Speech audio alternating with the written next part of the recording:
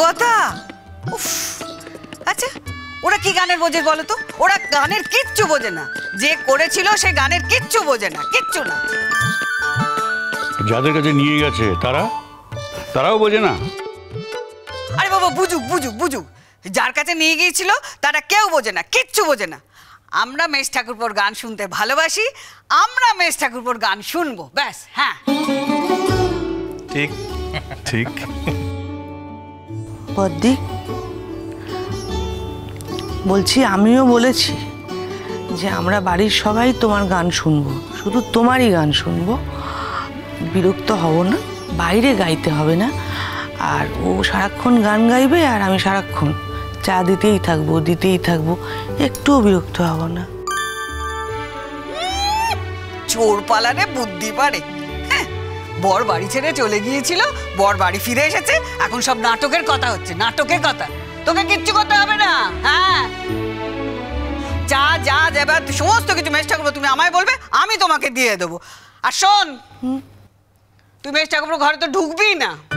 আমাদের বাড়িতে ওই যে ছোট্ট একটা ঘর আছে না, যেখানে সব একগাদা জিনিসপত্র আছে, ওই ঘরটাকে ভালো করে পরিষ্কার করবি, করে আজ থেকে তুই ওই ঘরে থাকবি। তুই মেজ ঠাকুরপোর ঘরে একদম ঢুকবি না। যা করার মেজ ঠাকুরপোর আমি করব, ব্যাস। হ্যাঁ ঠিক আছে। ও বড় মা, কি হয়েছে? কি? শোনো না, তুমি না আর এত রাগারাগি করো না। জানো বাবার মা না ভাব হয়ে গেছে। জানো বাবার মা না ভাব হয়ে গেছে।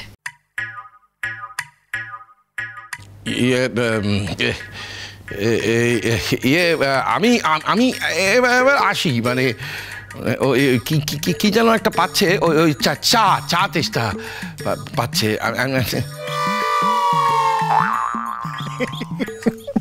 মেজদা, তোমার কাছে লজ্জা পেলে এত সুন্দর লাগে আগে তো বুঝিনি। মানে তুমি তো কোনোদিন লজ্জা পাওনি, তাই বুঝবো কেমন করে? এই প্রথম লজ্জা পেলে বুঝলাম, ভারী মিষ্টি লাগে। আই পটকা, কি কি কি হচ্ছে নাকি? আমি না তোর থেকে বড়, দিন দিন জ্ঞানগম্ভীর চলে যাচ্ছে। কি কি কি কি হচ্ছিস তোরা? আমার মিষ্টি মেচকা, আমার মেচকার মতো মেচকা দুনিয়ায় কোথাও নেই, কেউ হয় না, কি বলো? একদম। তা মা লক্ষ্মী, ভাব হয়েছে তুমি কি করে জানলে? না না না, কি আছে, আমরা তো তককে ছিলাম। মানে কি হয়েছে বলতে দাও না। মানে আমি আর বৌদি ভাই দরজার বাইরে দাঁড়িয়েছিলাম, আড়ি পাচ্ছিলাম, অনেক চেষ্টা করছিলাম যে শুনবো যে ভেতরে কি কথাবার্তা হচ্ছে। কি দাঁড়াও, ভেতরে কি কথাবার্তা শোনার চেষ্টা করছিলাম, কিন্তু না তেমন কিছুই বুঝতে পারলাম না, শুনতে পারলাম না। বাবা তো কল করে কী সব বলে যাচ্ছিল, মাও কী সব বলে যাচ্ছিল। তারপর হঠাৎ করে দেখি লাইট নিভে গেল, তারপর ওরা শুয়ে পড়লো, তারপরেই হয়তো ভাব হয়ে গেছে। আর জানো সকালবেলা উঠে দেখি বাবা যেরকম গুমরা মুখে দুঃখ হয়েছিল না, তেমন আর নেই। সকালবেলা কি হাসি খুশি, মাও তাই, মাও হাসি খুশি ছিল। আর মাই তো জ্যাঠাইকে বললো যে শুনুন না, আপনার ভাই তো পাঁঠার মাংস খেতে ভালোবাসে, একটু ওকে দিয়ে একটু পাঁঠার মাংস আনিয়ে দিন না। তাই তো জ্যাঠাই দাদাভাইকে বললো, দাদাভাইকে বলছো না? হ্যাঁ, তাই তো জ্যাঠাই দাদাভাইকে বললো যে যাও রিজু পাঁঠার মাংস নিয়ে আসো। আজকে আমাদের বাড়িতে পাঁঠার মাংস হয়েছে। এই পাঁঠার মাংস এনেছিস? মানবো না, এবার একটা স্পেশাল দিন, পাঁঠার মাংস তো আনতেই হতো আমাকে।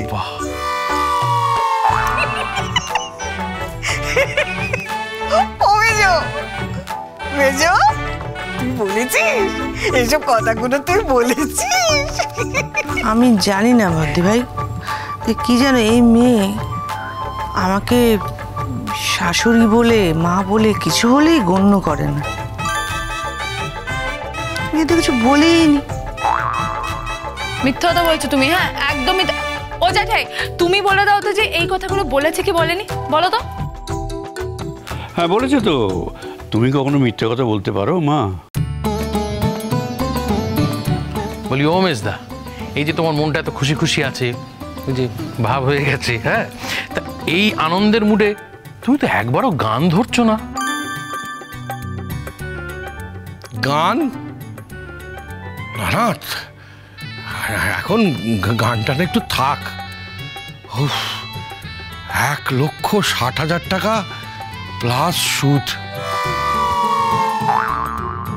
একটু শোকটা একটু ভুলি, আর তারপর ওই যাদের কাছে গানগুলো নিয়ে গিয়েছিলাম তারা এত অপমান করলো না, এগুলো একটু ভুলি।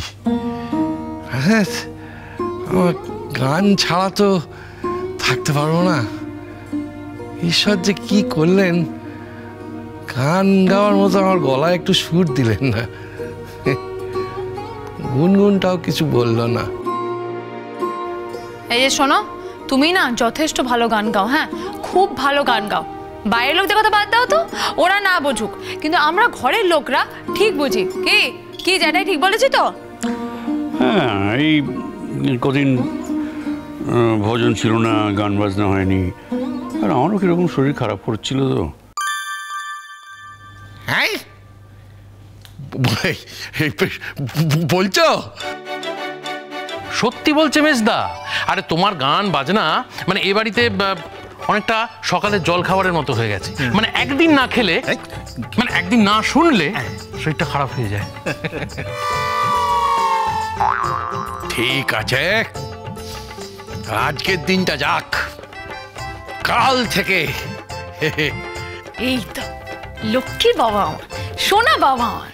তাহলে কথা রইল, কাল থেকে শ্বশুর আর বৌমা দুজনে মিলে গানটা শুরু করে দেব। ঠিক আছে, খুব ভালো হবে, খুব ভালো হবে।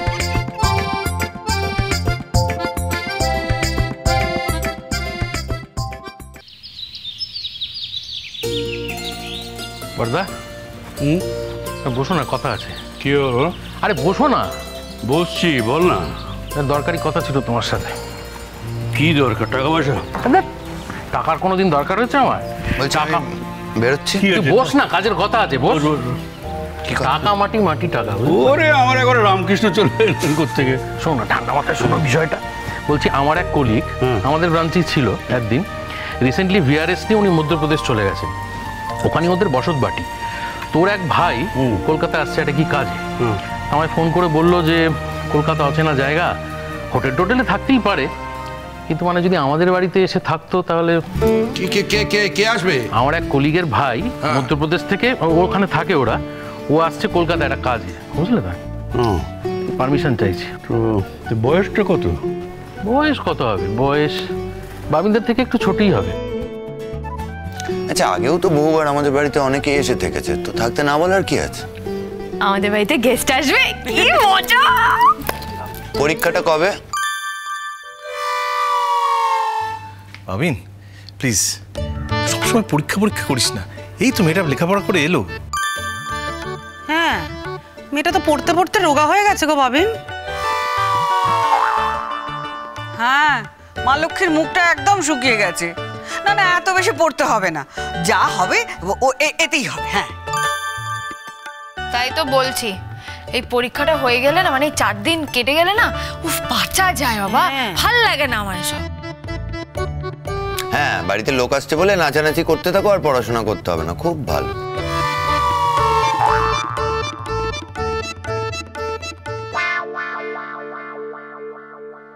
কিরে পুটু, তুই আজ স্কুলে যাসনি? আমার এক এক সময় মনে হচ্ছে আমি সাংঘাতিক ভুল করে ফেলেছি। কি ভুল করেছিস পুটু? না মানে আমার বোধহয় বিয়েটা করা উচিত হয়নি।